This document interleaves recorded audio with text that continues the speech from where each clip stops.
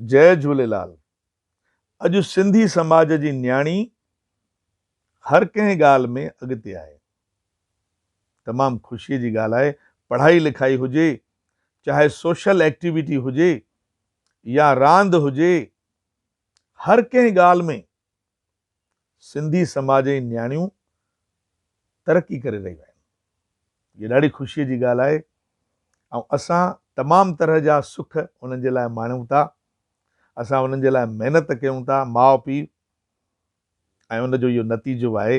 ऐं परमात्मा सां इहा बि घुरूं था त हे ईश्वर, उहो पंहिंजे घर में पेकनि में त तमामु सुठे नमूने ख़ुशि आहे, उनखे सुविधाऊं आहिनि, पर जे हिनखे सहारा जेके मिलनि उहे बि तमामु सुठा मिलनि, उन्हनि वटि नौकर चाकर हुजनि, सभु सुविधाऊं हुजनि। भॻवान करे सभिनी जी न्याणियूं वधि में वधि सुखी हुजनि, रोटी करण वारा, नौकर चाकर सभु हुजनि। पर हिकिड़ी ॻाल्हि मुंहिंजी तव्हां ज़रूरु यादि रखिजो, हिन वीडियो जे मार्फत इहा ॻाल्हि दिमाग़ जे कंहिं कुंड में सेव रखिजो कि पंहिंजी न्याणीअ खे खरांडे जी कला में होशियारु कजो। खरांडो मतिलबु सिंधीअ में शब्द आहे खरांडो, इनखे चइबो आहे रसोई।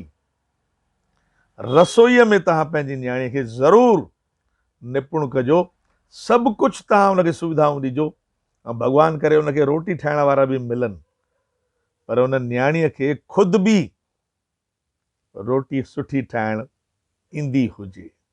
छो त जेॾी महिल घर जी छोकर नूंहुं ही नंढड़ी शइ ठाहींदी आहे, दाल पनीर या मटर पनीर या काबुली छोला या सिंधी कोकी, कुझु बि ठाहींदी आहे, जे हुन में सवादु हूंदो आहे न, त हिते दिलि में घर करे वेंदी आहे।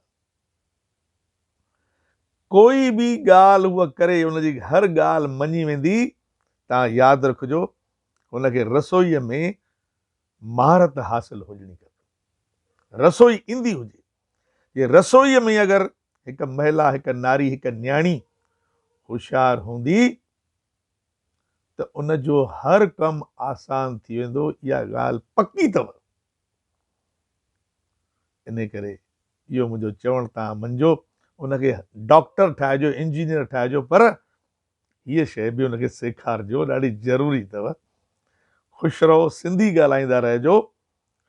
अॼुकल्ह नंढनि ॿारनि सां असां सिंधीअ में नथा ॻाल्हायूं, इंग्लिश में था ॻाल्हायूं, हिंदीअ में था ॻाल्हायूं। ठीकु आहे, ॻाल्हायो, मगर उनजे कन में जय झूलेलाल बि चओ ऐं सिंधी बि धीरे धीरे उनखे सेखारियो, ॾाढी ज़रूरी अथव।